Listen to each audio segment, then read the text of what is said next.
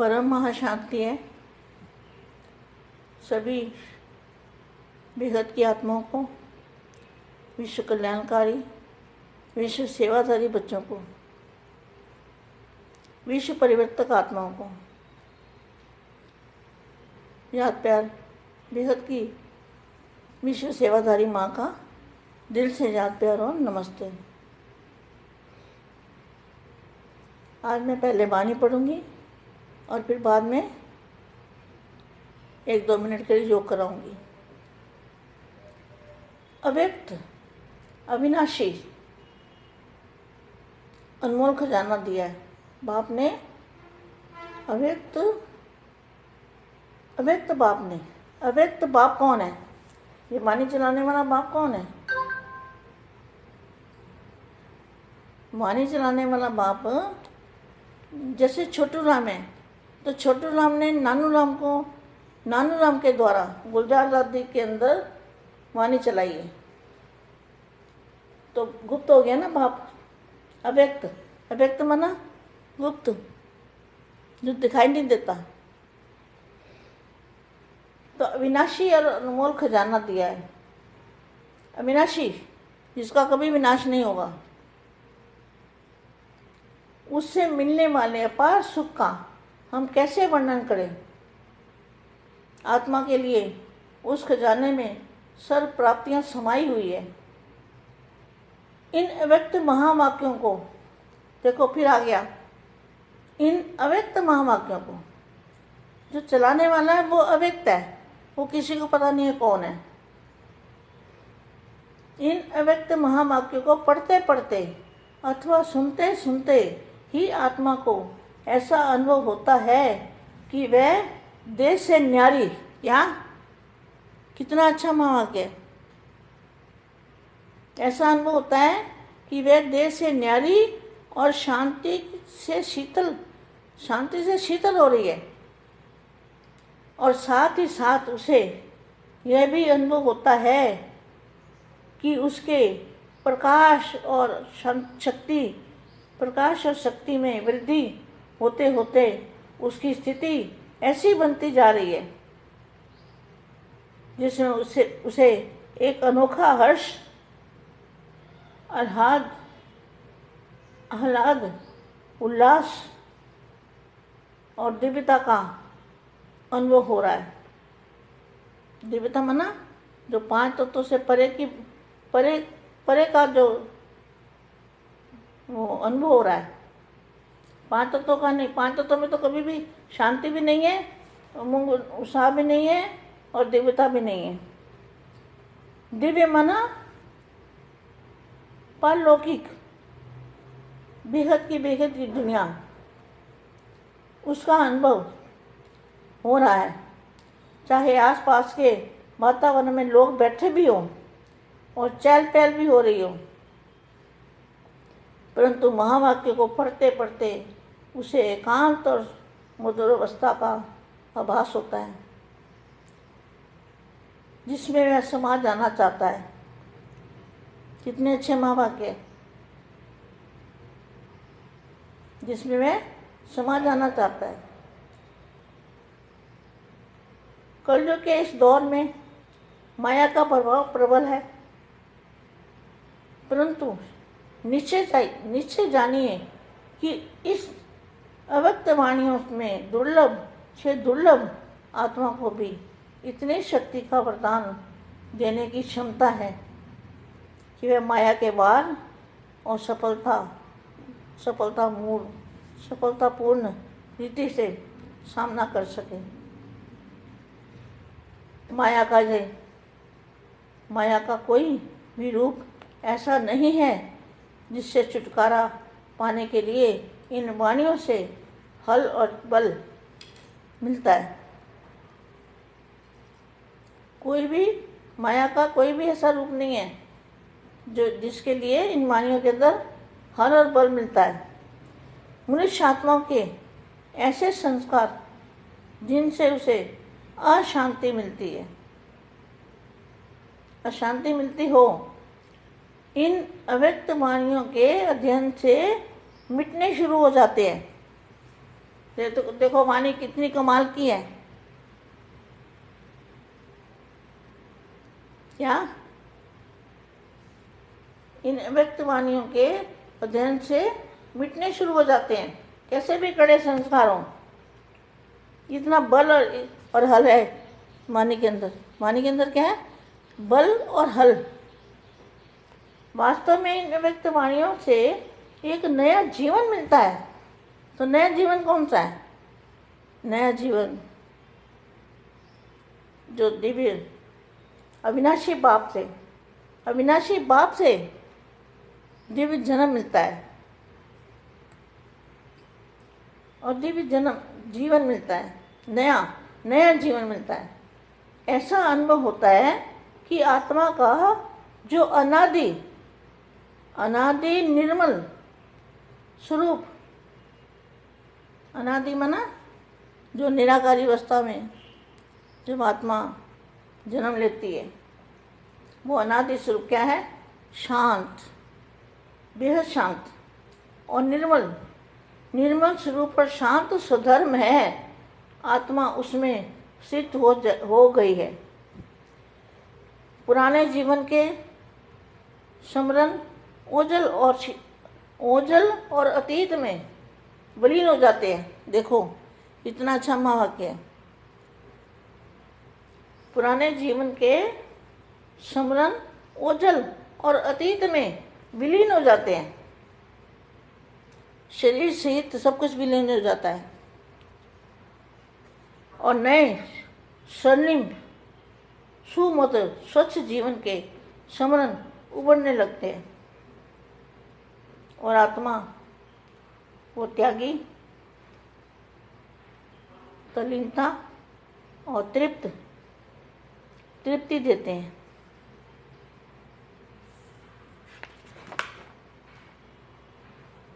विशेष बात तो यह है कि मन को ऐसी संतुष्टता का अनुभव होता है कि जीवन सफल हो रहा है और दूसरों की सेवा का सुपुरुषार्थ हो रहा है। उदाहरण के तौर पर एक वाणी में अव्यक्त बाप ने संकल्पों द्वारा विश्व की सेवा करने की प्रेरणा दी है और उसका तरीका भी बताया। स्पष्ट है कि यदि हम ऐसे पुरुषार्थ में लग जाएं जिसमें दूसरों की पवित्रता बनाने के अतिरिक्त दूसरों के संकल्प उठाने का स्थान ही न हो,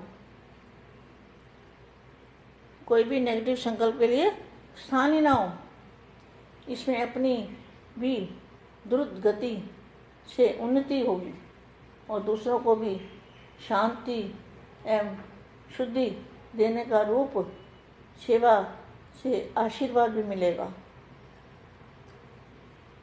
यही बात अंतवाहक अथवा अंतवाहक शरीर धारण करने के बारे में भी कही गई। अंतवाहक शरीर माना फरिश्ता रूप।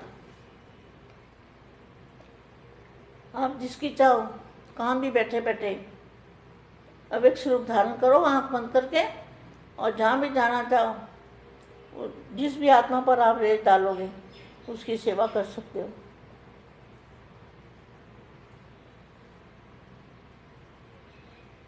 अच्छा, अभी धारण करने के बारे में भी कही जाती है। यह अव्यक्त स्थिति तो राजयोग की एक बहुत बड़ी प्राप्ति है।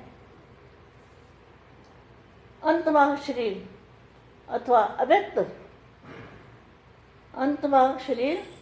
अव्यक्त अवस्था धारण करने से तो स्थूल शरीर और उसकी यह दुनिया, स्थूल शरीर की दुनिया बहुत पीछे रह जाती है और क्या होता है? प्रकाशमय दुनिया। और आत्मा एक उड़ते पंछी की तरह स्मृति रूपी पंख के साधन से उड़कर, आत्मा एक उड़ते पंछी की तरह स्मृति रूपी पंख के साधन से उड़कर अपने प्रकाशमय धाम में अपनी परमपिता के निकट अनंत विभोर अनुभव करती है। ऐसी जो महान लाभ देने वाली अव्यक्त वाणियाँ हैं, इन्हें बार बार पढ़कर मनन करने का और जीवन में धारण करने की आवश्यकता है। वह सौभाग्यशाली, वह आत्मा सौभाग्यशाली जो अपने मन, वचन और कर्म से इन वाणियों के अनुसार अपने आप को बना लेती है। अब मैं योग सिखाती हूँ बच्चों को। अब हम वाणी पढ़ चुके हैं, अब हम विहत का योग करेंगे। जैसे वाणी में बताया कि आत्मा उड़कर अपने अविनाशी प्रकाश में जो हमारा घर है असली, वहाँ पहुँच जाती है। तो ऐसे ही हमें योग करना है। आंखें बंद करें, दादाजी को याद करें। सबसे पहले दादाजी को याद करना है और फिर हम योग करेंगे। तो योग किसको कहते हैं? योग कहते हैं जैसे 1 कला की पावर है, 2 कला की पावर है, 3 कला की पावर है, ऐसा करते करते 100 कला की पावर है। तो 100 कला की पावर का अर्थ क्या है? वायुमंडल के अंदर जैसे दूध होता है, तो दूध में 1% पानी, 2% पानी, 3% पानी, तो उसके अंदर पानी बढ़ता जाता है। तो यहाँ पर क्या है? ये पानी, ये दुनिया पानी है। ये दुनिया अविनाशी दुनिया नहीं है, ये विनाशी दुनिया है। ये पानी है, पानी की तरह है। तो इस दुनिया में रहते अपने घर को याद करना है। तो पावर जो है, जब हम ऊपर जाते जाएंगे, बुद्धि से ऊपर जाएंगे, तो अपने आप आत्मा को इमर्ज करके और ऊपर जा रहे हैं। तो धीरे धीरे जो वायुमंडल है, वो वायुमंडल का रंग रूप बदल जाएगा। ये 5 तत्व वाला रंग रूप नहीं रहेगा, वो सफ़ेद दूध जैसा। तो फिर धीरे धीरे क्या होगा? वो जो पावर है ब्रह्मांड के अंदर, वो ठोस होती जाएगी। जितना दूध ज़्यादा उतना पानी खत्म। तो वो पावर से ठोस पावर, और ठोस पावर क्या चीज़ है? ठोस पावर है चुंबकीय शक्ति, खींचने वाली शक्ति,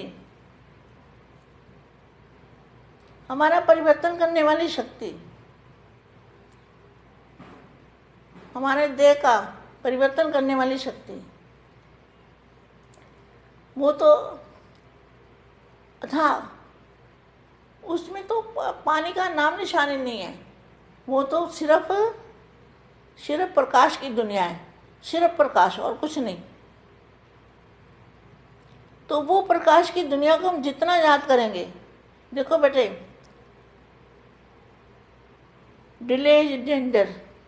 जितना डिले करोगे, पुरुषार्थ नहीं करोगे, उतना दुनिया दुख देगी और दुख ही मिलेगा, और कुछ मिलने वाला यहाँ कुछ मिलने वाला नहीं है, दुख ही मिलने वाला है। इसलिए डिले इज डेंजर। आपको जल्दी जल्दी पुरुषार्थ करना है, बापू जी का सहयोगी बनना है। तो धीरे धीरे कहाँ पहुँच गए हम? बेहद की कला के परम धाम में। फिर और आगे गए तो बेहद की कला के परम धाम में। ऐसे बेहद करते जाओ, तो हमें तो 1 सेकंड में हम काम कर सकते हैं। 1 सेकंड वो जो सीधा बापू जी का मूल स्थान है, 100% पावर, 100% परम प्रकाश, 100%, उसमें कोई मिलावट नहीं, कोई हल्कापन नहीं। वो पावर को अगर हम टच करें, हमारी आत्मा बापू जी की जो मस्तक से लाइट आ रही है, उस लाइट को अगर हम टच करें, तो 1 सेकंड में हमारी बॉडी भी बदल जाएगी। और एक की बॉडी बदले तो सारी दुनिया बदल जाएगी। सिर्फ एक बदलने की देर है। एक आत्मा एक आत्मा बदलने से सारा विश्व को बदल देगी, सारे मल्टीवर्स को बदल देगी। इतना पावर उस स्वरूप के अंदर है जो प्रकाश का स्वरूप है। बापू जी के मूल स्थान से जो पावर लिया हमने, उसके अंदर इतनी शक्ति है कि वो सारे मल्टीवर्स को 1 सेकंड के अंदर परिवर्तन कर देगी। सभी बच्चों को फिर से याद प्यार नमस्ते और परम शांति।